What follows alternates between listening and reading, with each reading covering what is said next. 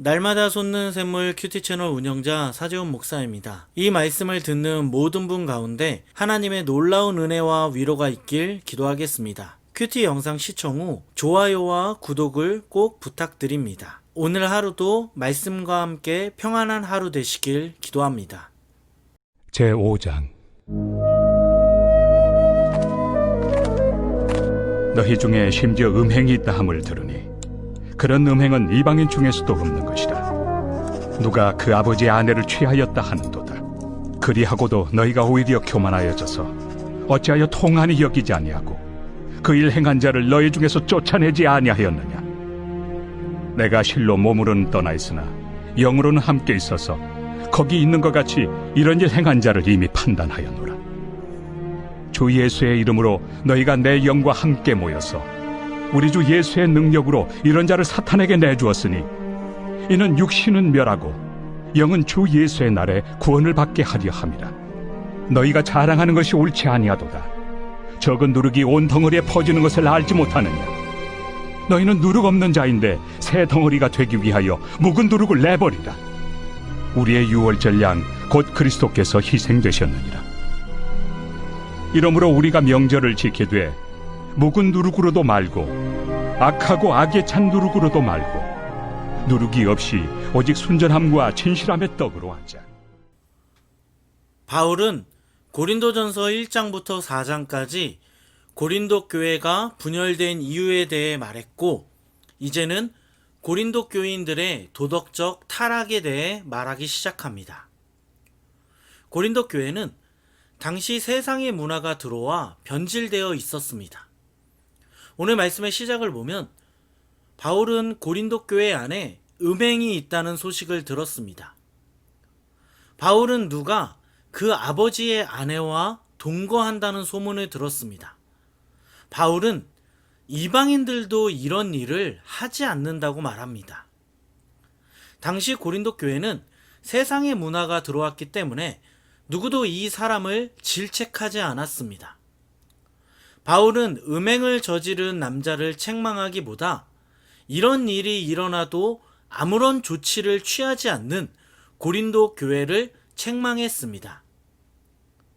바울은 음행이 일어났음에도 불구하고 죄 지은 자를 보며 말씀으로 권면하지 않고 그 죄를 보며 통곡하지 않는 고린도 교회를 책망했습니다.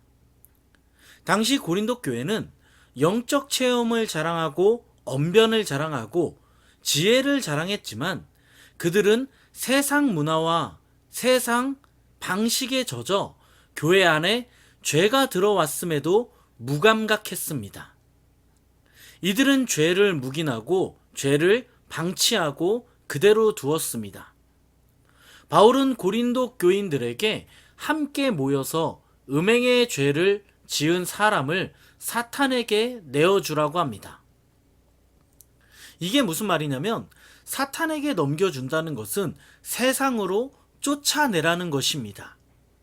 온 교회가 모여 올바른 결정을 하고 죄를 지은 사람을 교회 밖으로 쫓아내라는 겁니다. 바울이 왜 죄를 지은 사람을 쫓아내라고 했냐면 두 가지 이유인데, 먼저 첫째는 교회의 거룩함을 위해서였습니다. 둘째는 죄를 지은 사람을 위해서입니다. 죄를 지은 사람이 교회에서 쫓겨남으로 죄를 회개하고 구원을 받게 하기 위해서입니다. 죄를 지은 사람이 스스로 죄를 깨닫고 회개하면 얼마나 좋습니까?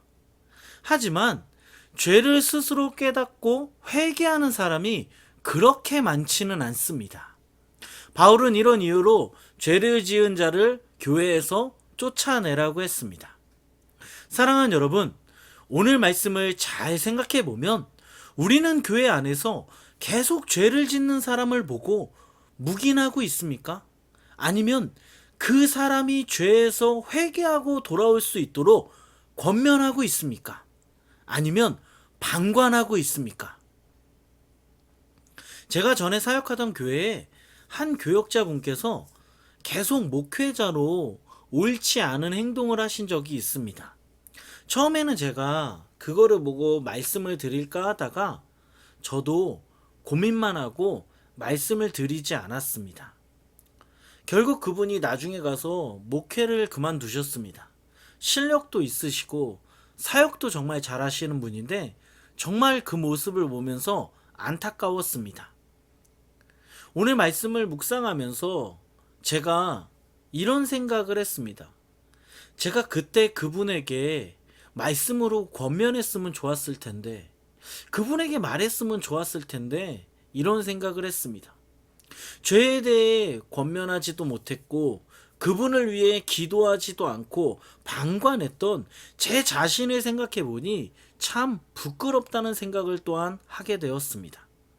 여러분, 우리는 교회 안에 죄를 지은 사람이 있다면 그 사람을 위해 통곡하고 그 사람이 하나님 앞에 다시 설 수 있도록 도와야 합니다. 왜냐하면 우리는 다 같이 하나님 나라를 만들어가는 거룩한 교회 공동체이기 때문입니다.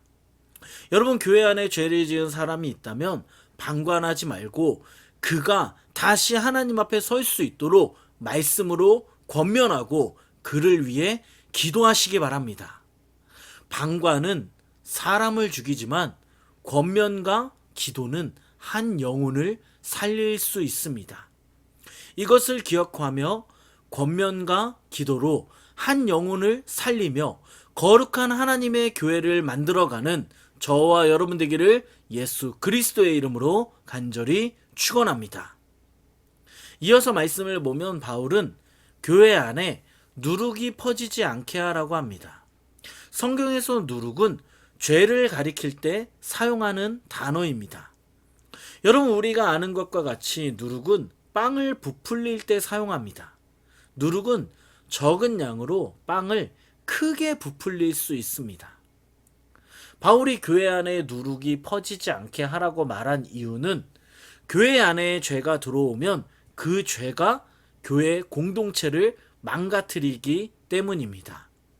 마치 작은 양의 누룩이 빵을 크게 부풀리는 것과 같이 작은 죄가 교회 안에 들어오면 교회 공동체의 거룩은 깨지게 되어 있습니다. 이런 이유로 바울은 교회 안에 누룩이 퍼지지 않게 하라고 경고했습니다. 사랑하는 여러분, 한번 생각해 보면 우리 안에 교회 공동체를 파괴하는 우리만의 누룩이 있지 않습니까? 우리 안에 하나님의 교회를 파괴하는 여러분만의 누룩은 과연 무엇입니까? 저는 오늘 말씀을 묵상하면서 저도 제 안에 교회의 거룩을 파괴하는 누룩은 무엇인가? 교회의 거룩을 방해하는 나만의 누룩이 무엇인가? 저도 제 자신을 돌아봤습니다. 제 안에 제거해야 할 누룩은 부정적인 언어였습니다. 제가 생각한 생각보다 긍정적인 언어로 사람들에게 좋은 영향을 끼쳐야 하는데 긍정적인 단어보다 부정적인 단어를 많이 사용하고 있다는 것을 알게 되었습니다.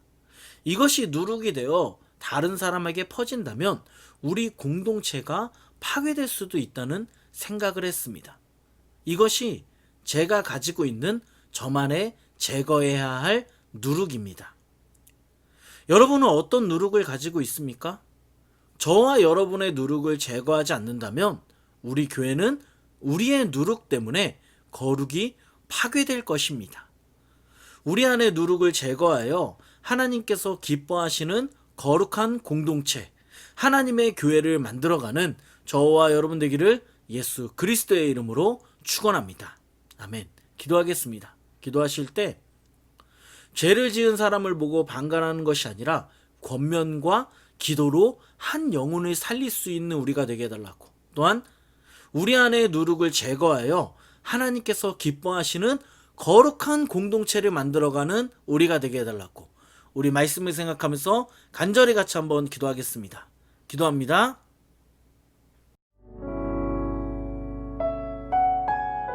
내가 길이요 진리요 생명이라고 지금도 우리에게 손 내밀고 말씀하시는 예수님, 이 시간 우리를 향한 그 주님의 손을 붙드는 예배가 되길 간절히 소망합니다. 그래서 주님 걸으신 소망의 빛을 따라 우리도 예수의 길을 걷겠노라고 믿음으로 순종하며 주 앞에 나아갈 수 있도록 인도하여 주시옵소서. 아멘.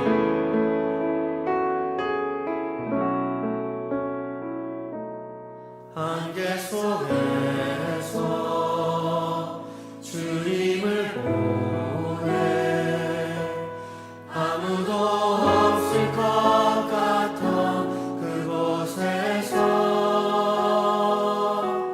손 내미셔서 나를 붙드네 길 잃고 쓰러져 가던 그곳에서 안개 속에서